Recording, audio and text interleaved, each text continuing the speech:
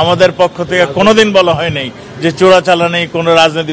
আমরা সবসময় বলে আসছি এমপি আমাদের ওই এলাকাটা একটা সন্ত্রাস কবল এলাকা, ওখানে কি হয়েছে সত্যিকারের ঘটনা সেটা আমাদের জানতে হবে।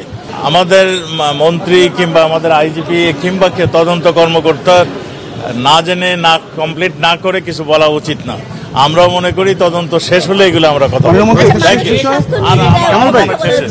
সেটা হচ্ছে কি এই এমপি আনার হত্যাকাণ্ড নিয়ে আপনাদের পক্ষ থেকে বিভিন্ন সময় বলা হয়েছিল যে চোরাচালানের বিষয়টি,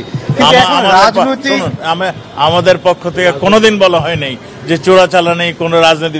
আমরা সবসময় বলে আসছি এমপি আমাদের ওই এলাকাটা একটা সন্ত্রাস কবল এলাকা, ওখানে কি হয়েছে সত্যিকারের ঘটনা সেটা আমাদের জানতে হবে। আমরা এখন তদন্ত করছি, তদন্ত পরে আপনাদেরকে জানাবো।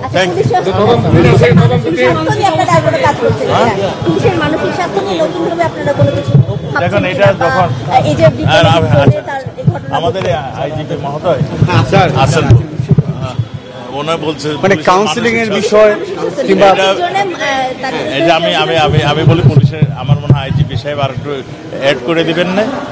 পুলিশের ট্রেনিং এর সময় এই মানসিক স্বাস্থ্য নিয়ে তাদেরকে বিস্তারিতভাবে কয়েকদিন তাদের পরামর্শ দেওয়া হয়, ট্রেনিং দেওয়া হয়, যাতে তাদের মেন্টাল স্ট্রেসটা তাদের মানে কম থাকে। সেই জন্য তাদের একটা কোর্স মানে 2-1 দিনের একটা কোর্স চলে, এবং সেই ব্যাপারে আমাদের এই যে ঘটনা ঘটছে এইটার কারণ এবং এইটা কিভাবে ভবিষ্যতে আমরা কিভাবে যাব সেইটা নিয়ে আমরা আমাদের আইজিপি সাহেব রিসার্চ করছেন এবং এই ব্যাপারে আইজি সাহেব কথা বলছেন।